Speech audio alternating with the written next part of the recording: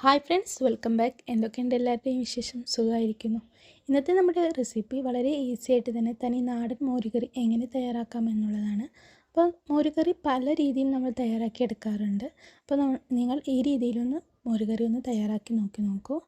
അപ്പോൾ നമുക്ക് മോരുകറി എങ്ങനെ തയ്യാറാക്കാമെന്ന് നോക്കാം. അതിന് വേണ്ടിയിട്ട് ഒരു പാൻ അടുപ്പത്തേക്ക് വെച്ചിട്ടുണ്ട്. ഇനി ഇവിടെ 400 ഗ്രാം കുമ്പളങ്ങേനെ ഒന്ന് കട്ട് ചെയ്തെടുത്തതാണ്. നമുക്കതൊരു പാനിലേക്ക് ഇട്ട് കൊടുക്കാം. ഇനി കുമ്പളങ്ങയിലേക്ക് ഞാൻ 2 പച്ചമുളകും കൂടി കട്ട് ചെയ്തിട്ട് കൊടുക്കുന്നുണ്ട്. അതേപോലെ തന്നെ ഇത് കുമ്പളങ്ങ വേവിക്കാൻ വേണ്ടിയിട്ടൊരു 2 ഗ്ലാസ് വെള്ളമാണ് ഞാൻ ഒഴിച്ച് കൊടുത്തിട്ടുള്ളത്. ഇത് ഒഴിച്ച് കൊടുത്ത് നമുക്ക് ഈ കുമ്പളങ്ങേനെ ഒന്ന് വേവിച്ചെടുക്കാം. കുമ്പളങ്ങ പകുതി വേവ് ആവുന്നവരേക്കും നമുക്കൊന്ന് മൂടി വെച്ച് വേവിച്ചെടുക്കാം. ഇപ്പോൾ നമ്മുടെ കുമ്പളങ്ങ പകുതി വേവായിട്ടുണ്ട്. വെള്ളമൊക്കെ ഒന്ന് വറ്റി വന്നിട്ടുണ്ട്. ഈ സമയത്ത് നമുക്ക് കുമ്പളങ്ങയ്ക്ക് ആവശ്യമായിട്ടുള്ള ഉപ്പ് ചേർത്ത് കൊടുക്കാം. അതേപോലെ തന്നെ ഇതിലേക്കൊരു 1/2 ടീസ്പൂൺ മഞ്ഞൾപ്പൊടി ചേർത്ത് കൊടുക്കാം. ഇനി ഇതിലേക്ക് ഒരു 1/2 ഗ്ലാസ് വെള്ളം കൂടി ഒഴിച്ചിട്ട് നമുക്ക് ഈ കുമ്പളങ്ങനെ ഒന്നും കൂടി ഒന്ന് വേവിച്ചെടുക്കാം. ആ സമയം കൊണ്ട് നമുക്ക് ഒരു തേങ്ങ അരപ്പ് അരച്ചെടുക്കണം. അപ്പോൾ കുമ്പളങ്ങയിലേക്ക് മഞ്ഞൾപ്പൊടിയൊക്കെ ഒന്ന് വരുന്നവരേക്ക് നമുക്കൊന്ന് ഒരു 2 മിനിറ്റ് മൂടി വെച്ചിട്ട് വേവിച്ചെടുക്കാം. ഇനി നമുക്ക് തേങ്ങ അരപ്പൊന്ന് അരച്ചെടുക്കണം. അതിന് വേണ്ടിയിട്ട് ഞാനിവിടെ അരമുടി തേങ്ങയാണ് ചിരകി എടുത്തിട്ടുള്ളത്.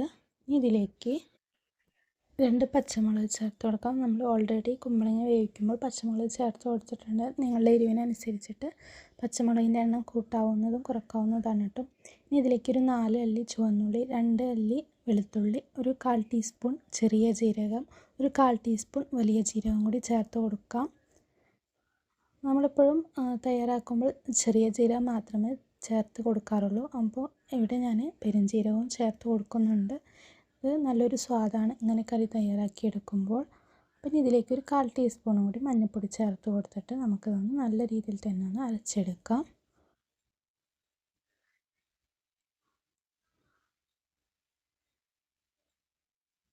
ഇനി ഞാനിവിടെ എടുത്തിട്ടുള്ളത് ഒരു 1/4 കപ്പ് തൈരാണ്. നമ്മൾ മിക്സിയുടെ അരച്ചെടുത്തതിന് ശേഷം തൈരും കൂടി ചേർത്തിട്ട് അരച്ചെടുക്കാം.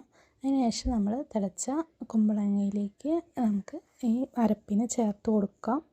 നിങ്ങൾ തൈര് എടുക്കുമ്പോൾ അധികം പുളിയില്ലാത്ത തൈര് എടുക്കുകയാണെങ്കിൽ നമ്മുടെ മോരുകറിക്ക് നല്ലൊരു ടേസ്റ്റാണ്. അപ്പോൾ ഇനി തേങ്ങാരപ്പും തൈരും കൂടി അരച്ചെടുത്ത അരപ്പിനെ നമുക്കിതിലേക്ക് ഒഴിച്ച് തിളക്കാൻ പാടില്ല. ഒന്ന് പത വരുന്ന സമയത്ത് നമുക്ക് സ്റ്റവ് ഓഫ് ആക്കണം.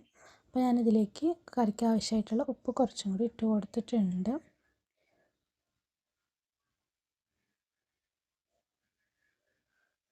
അപ്പോൾ നമ്മുടെ കറി പതച്ച് വരുന്നുണ്ട്. ഈ സമയത്ത് നമുക്ക് സ്റ്റവ് ഓഫ് ചെയ്യാം.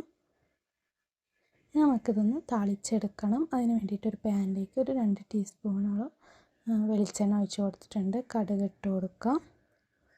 അതിന് ശേഷം നമുക്കിനി ഇതിലേക്ക് കടുക് പൊട്ടി വന്നതിന് ശേഷം ഒരു നുള്ള് നമുക്ക് ഉലുവ ചേർത്ത് കൊടുക്കാം. ഒരു 2 ഉണക്കമുളക് ചേർത്ത് കൊടുക്കാം. അതേപോലെ കുറച്ച് കറിവേപ്പില ചേർത്ത് കൊടുത്ത് സ്റ്റവ് ഓഫ് ചെയ്തിട്ട് നമ്മുടെ മോരുകറിയിലേക്ക് നമുക്ക് താളിച്ചൊഴിക്കാം.